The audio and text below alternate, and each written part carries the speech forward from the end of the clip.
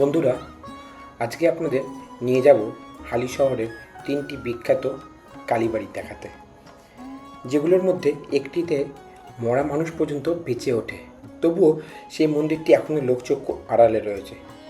আরও একটি কালীবাড়ি দেখাবো আপনাদের, যেখানে রয়েছে মা শ্যামা সুন্দরী, মায়ের পাশে বসে মাকে পুজো দেওয়া যায়। আর কোথাও এই সুবিধা আছে কিনা জানা নেই। চলুন আরও একটা কালীবাড়ি সম্পর্কে আপনাদের জানাই, এটি হচ্ছে গোলকেশ্বরী কালী মা বা আধা কালী। মায়ের অর্ধেক রূপ এখানে রয়েছে। এখানে ঝাড়ফুঁকের দ্বারা মানুষের রোগ নিরাময় করা হয়। এই 3টি কালী মন্দিরই লোকচক্ষুর আড়ালে লুকিয়ে রয়েছে। তো আজকে এই মন্দিরগুলিকে একটু লোকচক্ষুর সামনে নিয়ে আসার প্রচেষ্টা মাত্র। যদি ভিডিওটি ভালো লাগে অবশ্যই একটা লাইক দেবেন, সাবস্ক্রাইব করে পাশে থাকবেন। তো চলুন বন্ধুরা, আর বেশি দেরি না করে ভিডিওটি শুরু করা যাক। আপনাদের দেখাই আজকের প্রথম কালীবাড়ি।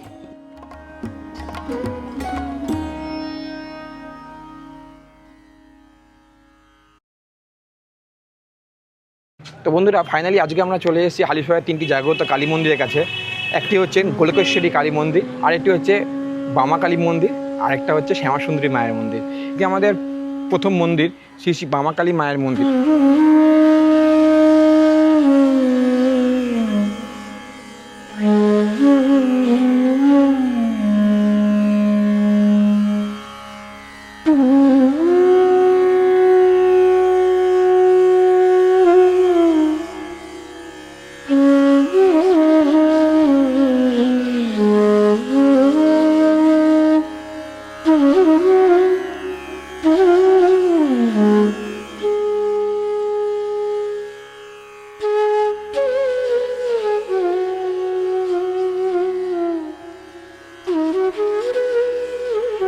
জয় মা, জয় মা বাবা, জয় মা, জয় মা, জয় মা, জয় মা।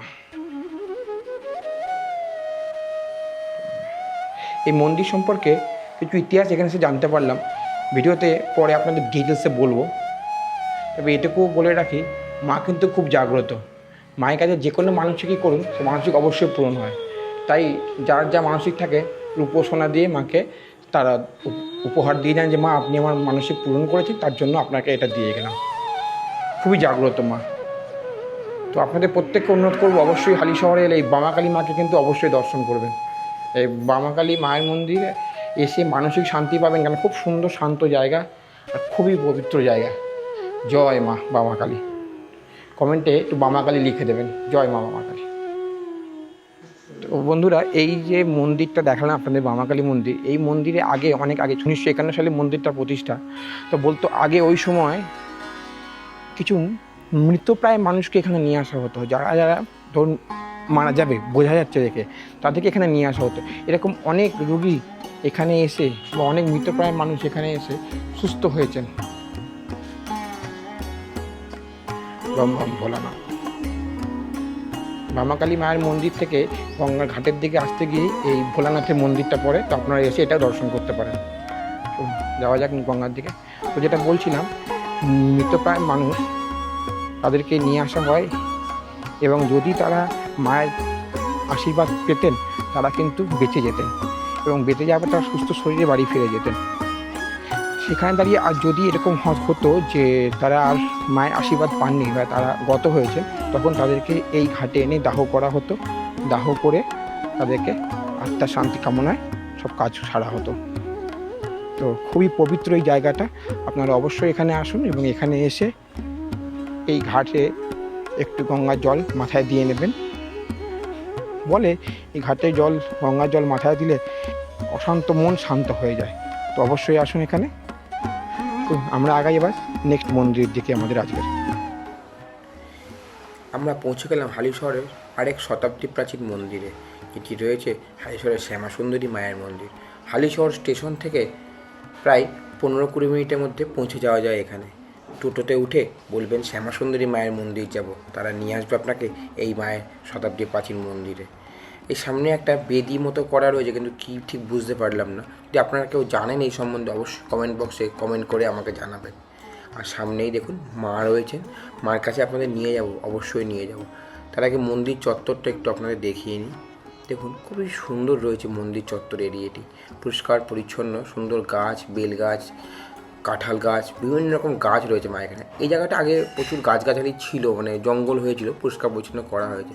আর সামনে যে বড় একটা কাঁঠাল গাছ রয়েছে সেটিকে আপনাদের এবার একটু দেখায়। দেখুন গাছের মধ্যে ভর্তি হয়ে রয়েছে কাঁঠাল। এই দেখুন গাছের মধ্যে কাঁঠাল ভরে রয়েছে, মায়ের আশীর্বাদ ধন্য গাছ। চলুন এবার আপনাদের একটু মাকে দর্শন করাই। এখানকার বাসিন্দারা, স্থানীয় বাসিন্দাদের মুখে শোনা যে মায়ের পাশে বসে পুজো দেওয়া যায়। এই সুবিধার জন্য অনেক দূর দূরান্ত থেকে ভক্ত এখানে আসেন, এসে মায়ের পাশে বসে মাকে পুজো দেন। খুবই সুন্দর জায়গা, খুবই শান্ত মনোরম জায়গা। যদি আপনারা একবার আসেন এখানে খুবই ভালো লাগবে আপনাদের। তো চলুন আমরা আগাই আমাদের আজকের শেষ মায়ের মন্দিরে, যেটি রয়েছে গোলকেশ্বরী মায়ের মন্দির বা অর্ধকালী মন্দির। গোলকেশ্বরী মা, তিনি হিন্দু ধর্মের দেবী হিসেবে সম্মানিত। গোলকেশ্বরী মাকে দেবী কালীর একটি রূপ হিসাবে পূজা করা হয়। একটি শক্তিশালী এবং উগ্র দেবী হিসেবে চিত্রিত করা হয়। তার নামের গোলকেশ্বরীর অর্থ হল গোলকার রানী। গোলকা হচ্ছে ভগবান শ্রীকৃষ্ণের ঐশ্বরিক রাজ্য। হালিশহরের যে মায়ের মূর্তি দেখা যায় সেই মায়ের মূর্তি অর্ধমূর্তি। মা এখানে একটি বেদির ওপর অবস্থান করছে, উচ্চতা 6 থেকে 7 ফুটের মতো। মায়ের চোখটি যদি এক মনে কিছুক্ষণ তাকিয়ে থাকেন, অনুভব হয় মা জীবন্ত অবস্থায় রয়েছে। 1948 সালে ফণীভূষণ চ্যাটার্জি ও শিবপ্রসাদ চ্যাটার্জি স্বপ্নাদেশ পান গোলকেশ্বরী মায়ের মূর্তি প্রতিষ্ঠা করতে হবে। 1954 সালে এই মন্দির প্রতিষ্ঠা হয়। ভূতনাথ চ্যাটার্জি বর্তমান পুরোহিত, যিনি মায়ের নিত্য সেবা করেন। প্রত্যেক দিন সকাল 10:30টায় এখানে পুজো হয়, সন্ধ্যা আরতি হয় সন্ধ্যে 6:30টায়। এখান থেকে দুপা আগালেই রয়েছে রানী রাসমণি ঘাট, যেখানে রানী রাসমণি স্বয়ং স্নান করতেন। এই গোলকেশ্বরী মায়ের মন্দিরে অন্নকূট উৎসব হয় অক্ষয় তৃতীয়ার দিন।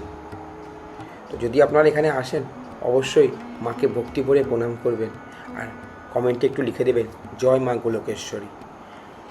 3টি মন্দিরে কিভাবে আসবেন পুরোটাই আমি ডেসক্রিপশন বক্সে দিয়ে দিয়েছি, তবুও আমি মুখে বলে দিচ্ছি। কাঁচাপাড়া স্টেশন থেকে যদি আপনি আসেন তাহলে আসবেন বাগমোড়ে। বাগমোড় থেকে রানী রাসমণি ঘাটে নাম করে বলবেন এখানে গোলকেশ্বরী মা বা আধাকালী, এখানে আধাকালী নামেই বেশিরভাগ লোকে চেনে। বলবেন আধাকালী মন্দিরে যাব। বাগমোড় থেকে একটা টোটো ধরে আধাকালী মন্দিরে পৌঁছে যান। এছাড়া যদি আপনি হালিশহর থেকে আসেন একই রকমভাবে বাগমোড়ে এসে তারপরেই গোলকেশ্বরী মায়ের মন্দিরে যেতে হবে। এছাড়া রয়েছে এখানে শ্যামাসুন্দরী মায়ের মন্দির, যেটা হালিশহর থেকে যাওয়া যায়। হালিশহর স্টেশন থেকে নেমে টোটো ধরে বলবেন শ্যামাসুন্দরী মায়ের মন্দির। রয়েছে বামাকালী মায়ের মন্দির। শ্যামাসুন্দরী মায়ের মন্দিরে যাওয়ার আগেই 100 ফুট মতো আগেই রয়েছে বামাকালী মায়ের মন্দির। আজকের মতো এই পর্যন্তই, আবার দেখা হবে আগামী ভিডিওতে। বাই বন্ধুরা।